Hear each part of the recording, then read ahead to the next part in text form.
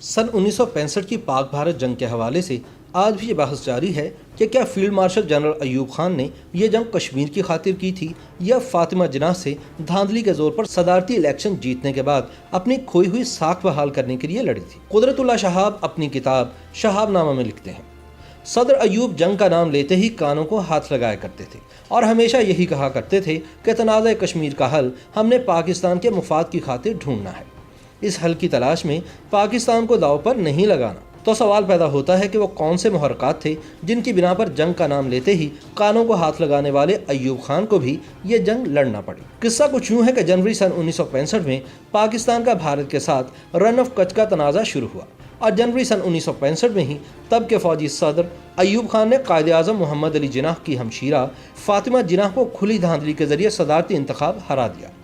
ان صدارتی انتخابات میں ایوب خان کو جتوانے کے لیے جو حرکات کی گئیں ان کی وجہ سے اس کا امیج کافی خراب ہو گیا۔ چنانچہ کہا جاتا ہے کہ ایوب خان نے اپنا خراب امیج بہتر بنانے کی خاطر مقبوضہ کشمیر کو آزاد کروانے کے لیے آپریشن جبرالٹر شروع کرنے کا سوچا۔ صدر ایوب خان کے بیٹے گوہر ایوب خان نے اپنی کتاب ایوان اقتدار کے مشاہدات میں لکھ رکھا ہے کہ آپریشن جبرالٹر کا منصوبہ وزارت خارجہ کی رپورٹ پر بنایا گیا۔ ایوب خان کو یقین دلایا گیا تھا کہ اگر پاکستان نے کشمیر میں فوجی کارروائی کی تو بھارت بین الاقوامی سرحد پار نہیں کرے گا، لیکن معلوم نہیں حتمی فیصلے کا اختیار رکھنے والے ایوب خان نے اس بات پر اندھا یقین کیوں کیا۔ گوہر ایوب لکھتے ہیں، آپریشن جبرالٹر سرکاری طور پر 8 اگست سن 1965 کو شروع کیا جانا تھا، تاہم مجاہدین کو کشمیر کے اندر داخل کرنے کی کارروائی 5 اگست سن 1965 کو ہی شروع کر دی گئی۔ اگست کے اوائل میں تقریباً 4000 مجاہدین کو تربیت دے کر بھارتی مقبوضہ جموں و کشمیر بھیج دیا گیا۔ انہوں نے کشمیر میں بھارتی فوج کے مواصلاتی نظام کو درہم برہم کر کے رکھ دیا اور بعض فوجی پوسٹوں پر بھی حملے کیے۔ مجاہدین کی کارروائیاں زور پکڑنے کے ساتھ بھارتی فوج نے مجاہدین کے داخلی پوائنٹس کی طرف تیزی سے پیش قدمی شروع کر دی۔ انہوں نے مجاہدین کے خلاف آپریشن شروع کر دیا جس میں کافی تعداد میں مجاہدین شہید ہو گئے اور بہت سے گرفتار بھی ہوئے۔ بھارتی فوج نے 26 اگست سن 1965 کو دفاعی لحاظ سے اہم علاقے پیر صحابہ پاس پر قبضہ کر لیا۔ اگر بھارتی فوج تھوڑی سی پیش رفت اور کرتی تو شاید مظفر آباد پر بھی قبضہ ہو سکتا تھا۔ 2 دن بعد بھارتی فوج نے حاجی پیر پاس کا کنٹرول بھی حاصل کر لیا۔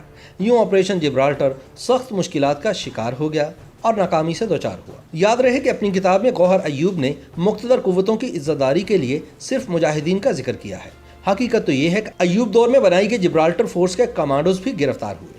آپریشن جبرالٹر اتنا خفیہ رکھا گیا تھا کہ ایئر مارشل نور خان کو بھی اس کی بھنک نہ پڑنے دی گئی۔ بھارت کی طرف سے بڑھتے ہوئے خطرات کے پیش نظر آپریشن جبرالٹر کے بعد آپریشن گرینڈ سلیم 31 اگست سن 1965 کو شروع کیا گیا، جس کا مقصد لائن آف کنٹرول پر دباؤ میں کمی لانا، جھم چوڑیاں پر قبضہ اور اخنور میں کشیدگی پیدا کر کے مظفر آباد کی طرف بھارتی پیش قدمی کو روکنا تھا۔ اس حوالے سے پیش قدمی جاری تھی اور عین ممکن تھا کہ یہ آپریشن کامیاب ہوتا، مگر اس وقت کے آرمی چیف جنرل موسیٰ خان نے گھوڑا بدلنے کا فیصلہ کیا اور جنرل اختر حسین ملک کی جگہ جنرل یحییٰ خان کو ڈویژن کمانڈر تعینات کر دیا۔ کمانڈر کی اس تبدیلی سے جو وقفہ ملا وہ بھارت کے لیے غیبی امداد ثابت ہوا۔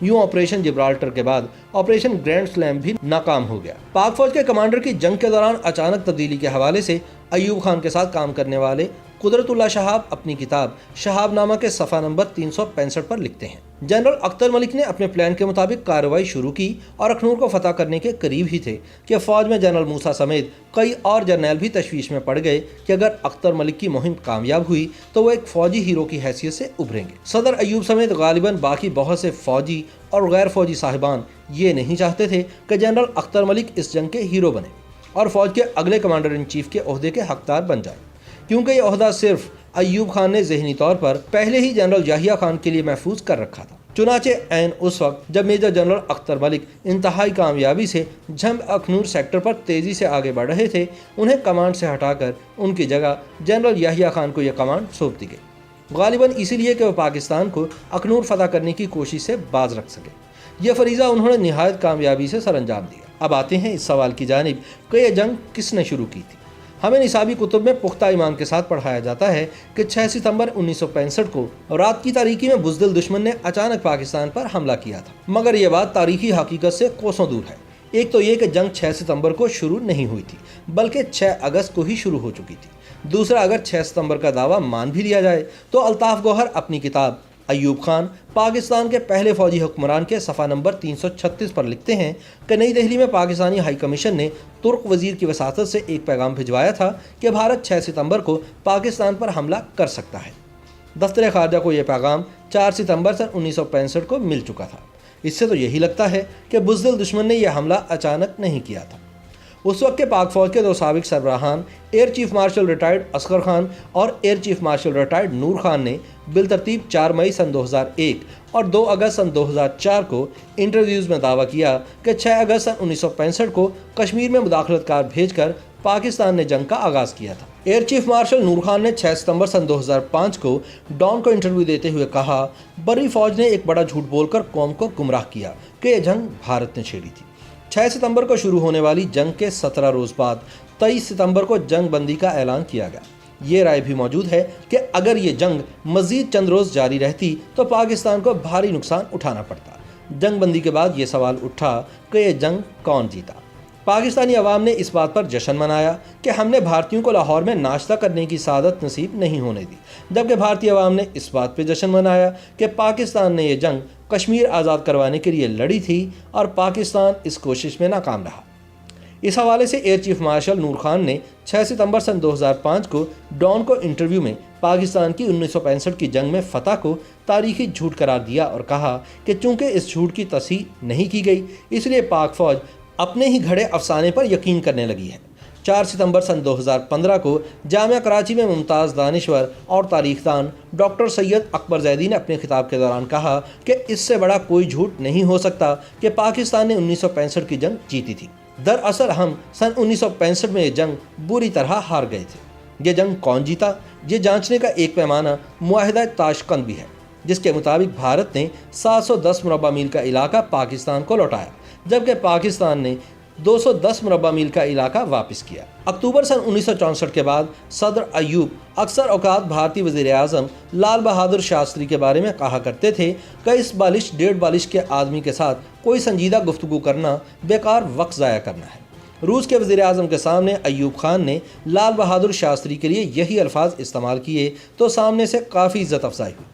10 جنوری سن 1966 کو ایوب خان نے اسی بالش ڈیڑھ بالش کے آدمی کے ساتھ معاہدہ تاشقند پر دستخط کیے۔